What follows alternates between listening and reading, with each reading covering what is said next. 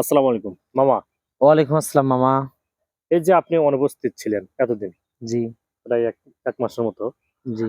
আমাদের চ্যানেলে আপনি অনুপস্থিত। দর্শকরা বলতেছে যে আপনি কোথায় গেছেন, আপনাকে দেখতে পাচ্ছি না, আর আপনাদের পুরো টিমকে আমরা পাচ্ছি না। আসলে এই এক মাস আপনার কি হয়েছিল, আপনার মুখ থেকে একটু যদি বলতেন। আমি মামা অসুস্থ ছিলাম কিছুদিন ধরে। হ্যাঁ, আমার কি অসুখ এগুলো আমি বলতে চাই না। ওটা ব্যক্তিগত, মানুষকে ওটা জানানোর দরকার নেই। তো হুম, অসুখ যেটাই হোক, রাখে আল্লাহ মারে কে, আল্লাহ বাঁচালে ঠেকায় কে। যদি আল্লাহ তাআলা আমাকে বাঁচায়, আমি দীর্ঘদিন বেঁচে থাকি, তাহলে অবশ্যই আমার চ্যানেলে আমার দর্শকদের কাছে আমি প্রেজেন্ট সব সময় থাকবো, এটা আমি আশা রাখি। ইনশাআল্লাহ। আর দর্শক ভাইয়েরা যেন আমাকে দোয়া করে আল্লাহর কাছে, যেন আমি যেন আরো দীর্ঘদিন বেঁচে থাকি।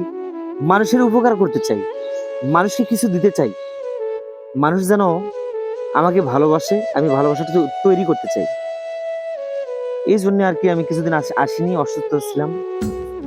আগামীতে একটু সুস্থ আমি, আগামীতে আমি অবশ্যই অবশ্যই আমার ইয়েস মামা এবং ছোট্ট বাংলা টিভি চ্যানেলে অতপ্রতভাবে জড়িত হয়ে কাজ করব। আমি যেন ভালো ভালো কাজ দিতে পারি, কোনো নোংরামি কিছু কাজ না না দিয়ে খুব সুন্দর জ্ঞানমূলক কাজ দিতে পারি এবং ইসলামিক কিছু ভিডিও দিতে পারি। আল্লাহ তাআলা যেন সেজন্য আমাকে তৌফিক দান করেন।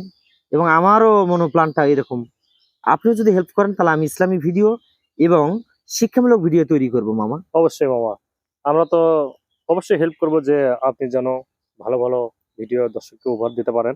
জি এটা অবশ্যই আমি চাইবো।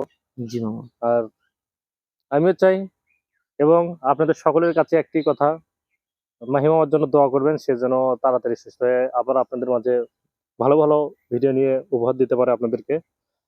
উম, এরই মাঝে আজকে আমরা দুজনেই উপস্থিত। যাই হোক, ক্যামেরার পিছনে যে আছে সে মাশরাফি। আপনারা তাকে দেখতে পান না, খুবই কমই দেখতে পারেন। যাই হোক, মাশরাফিকে অনেক ধন্যবাদ ভিডিও আমাদেরকে বানিয়ে দেওয়ার জন্য। আর দ্বিতীয়ত, আজকে রাসেল মাহমুদ মামা, রাশেদ কমিশনার ভাই, হামিদুল ভাই, যারা আমার টিম মেম্বার আছে আজকে প্রায় সবাই অনুপস্থিত। আমরা চাইবো তাদেরকে নিয়ে ভালো কিছু ভিডিও নিয়ে আপনাদেরকে উপহার দেওয়ার জন্য, এবং লেটেস্ট আমরা একটা অলরেডি চিন্তা ভাবনা করেছি, নির্বাচন নিয়ে একটা আমরা ভিডিও নিয়ে আসব খুব শীঘ্রই। আশা করি নির্বাচন নিয়ে ভিডিওটি আপনাদেরকে অনেক ভালো লাগবে। হুম। দর্শক, আমি কিছুদিন ধরে অসুস্থ ছিলাম, আমি সেজন্য ছোট্ট বাংলা টিভি এবং ইয়েস মামা চ্যানেলে আসতে পারিনি। তো অসুস্থ, আমি কঠিন ভাবে অসুস্থ ছিলাম। আপনারা আমার জন্য দোয়া করবেন, আমি যেন সুস্থ হয়ে আপনাদের মাঝে আবার নতুন করে ফিরে আসি।